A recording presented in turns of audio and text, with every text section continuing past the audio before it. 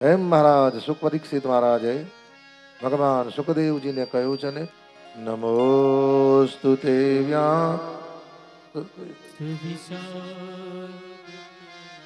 તુલિલારવિંદા યત પત્ર નેત્રમ येन त्वया भारत तेलपूर्ण प्रज्वलितो ज्ञानमय प्रदीप। ભગવાન સુખદેવજીને મનોમય વંદન કર્યા, ગુરુદેવને પ્રાર્થના કરી છે. અને સુખદેવજી કે પરીક્ષિત એક વારનો સમય છે, બ્રહ્માને સૃષ્ટિ રચવાની ઈચ્છા થઈ અને આકાશવાણીએ કહ્યું, હે બ્રહ્માજી, તપ તપ અને તપ. બ્રહ્માજી અનેક વર્ષો સુધી તપ કર્યું છે. કે છે ને ભાઈ, તપ સે વિષ્ણુ કરી પરિપાલા, तप से विष्णु करे परिपाला। બ્રહ્માજી દિવ્ય તપ કરે છે.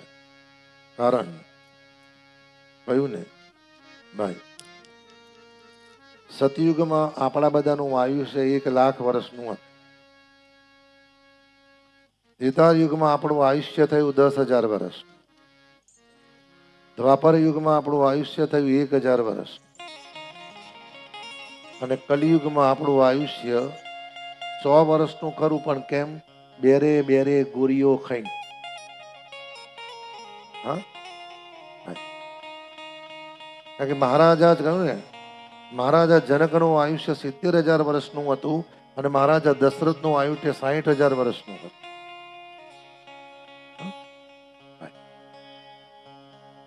એટલું જ નહીં, કળિયુગના 17,28,000 વર્ષ, અરે સતયુગના 17,28,000 વર્ષ, ત્રેતા યુગના 12,96,000 વર્ષ, દ્વાપર યુગના 8,64,000 વર્ષ, કલિયુગના 4,32,000 વર્ષ.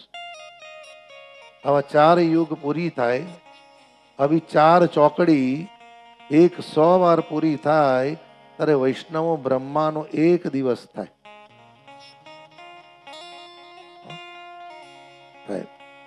આપણા 365 દિવસ દેવોનો 1 દિવસ, આપણા 15 દિવસ પિતૃઓનો 1 દિવસ. એમ જ્યાં બ્રહ્માજી તપ કરે છે અને ભગવદ અનુગ્રહથી ભગવાન ચતુર્ભુજ સ્વરૂપે પ્રગટ થયા અને બ્રહ્માજીને ભગવાને ચતુશ્લોકી ભાગવતનો ઉપદેશ આપ્યો. શ્રી નારાયણ યુવાચ જ્ઞાન પર ગુરુયમે યદ વિજ્ઞાન સમન્વિતમ સરહસ્યમ તદંગમ ચ ગૃહાણમ ગદિતમ મયા. હે બ્રહ્માજી, આ જગત નહોતું ત્યારે હું હતો, જગત છે ત્યારે હું છું, અને આવતીકાલે આ જગત નહીં હોય ત્યારે હું એકલો જ હઈશ. એટલે બ્રહ્માજીને કીધું, તમારું આયુષ્ય પણ નિશ્ચિત. બાકી નિયમ પ્રમાણે બ્રહ્માનું આયુષ્ય નિશ્ચિત ના થાય, પણ અમુકની સાથે રહો ને, એમાં સમય કરતા આગળ ના ચલાય અને સમય કરતા બોલાય નહીં. બ્રહ્માની એક ભૂલ આખી જિંદગી નડી. એટલે બ્રહ્માજીને ભગવાને કીધેલું, તમારું આયુષ્ય નિશ્ચિત. અને બ્રહ્માની એક જ ભૂલ ભાગવતના 10મ સ્કંદમાં આવશે. કારણ ભાગવતના 10મ સ્કંદમાં ભગવાને ઇન્દ્રને ક્ષમા આપી, બ્રહ્માજીને ક્ષમા નથી આપી. ઘણી વાર એવું બને સાહેબ, અમુકને કહ્યું ને, અમુકને ધાર્યા કરતા વધારે આપી દો એટલે એમ જ થાય કે એના પહેલાનો હું છું. જીવનમાં ધ્યાન રાખો, તમે જેના ચરણે રહો છો તો હંમેશા તમારી દ્રષ્ટિના ચરણમાં જ રહેવી જોઈએ. જે ચરણે સમર્પિત થઈને રહે છે એનું ભગવાન કલ્યાણ કરે છે. હા, એમ કરુણા થઈ.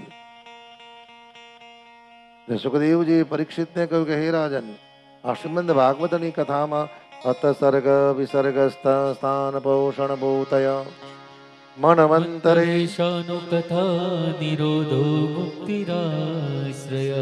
હે રાજન, શ્રીમદ ભાગવતમાં તને ભગવાનના દક્ષ લક્ષણની કથા કહું છું, પણ હે રાજન, જે કથા મૈત્રી વિદુરને કહી હતી એ કહું છું.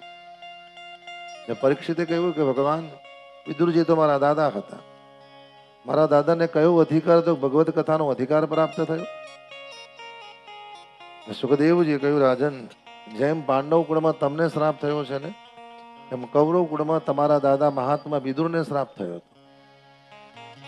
વિદુરજી ગત જન્મમાં યમરાજ હતા. એકવાર કરુણા થઈ. એક રાજાના ખજાનામાં ચોરોએ ચોરી કરી અને ચોરીનો સામાન લઈને ચાલતા હતા. બે ચાર સિપાહીઓ વાંકે પડ્યા અને ચોરોએ જો સામાન હતો બધો મહાપુરુષની પર્ણકુટીમાં પધરાવી દીધો. સિપાહીઓએ પ્રવેશ કર્યો, સદગુરુને પકડ્યા, રાજાના નિકટમાં લાવ્યા. રાજાએ કહ્યું, સુડી પર ચડાવો. ઋષિએ કહ્યું, મારો દોષ નથી, છતાં પણ માન્યું નહીં. એક નહીં અનેક વાર સુડી પર ચડાયા, પણ મહાપુરુષના મુખમાં ઓમ નમો ભગવતે વાસુદેવાયનું સ્મરણ છે. સુડી પરથી નીચે ઉતાર્યા. ઋષિએ ક્ષમા માંગી, મહારાજે ક્ષમા માંગી. ઋષિએ કહ્યું, રાજન, દોષ તમારો નથી, દોષ યમરાજનો છે. યમલોકમાં જઈને યમરાજને પૂછ્યું. યમરાજે કહ્યું, તમે 7 વર્ષના હતા ત્યારે પતંગિયાને કાંટો ભોગ્યો હતો. ઋષિએ કહ્યું કે ભગવાન નારાયણનો નિયમ છે કે જીવ જે પણ કર્મ કરે 7 વર્ષ સુધી એ કર્મનો દંડ ભગવાન એના માતા પિતાને કરે છે, તો ભગવાન એ દીકરાને સ્વપ્નમાં કરે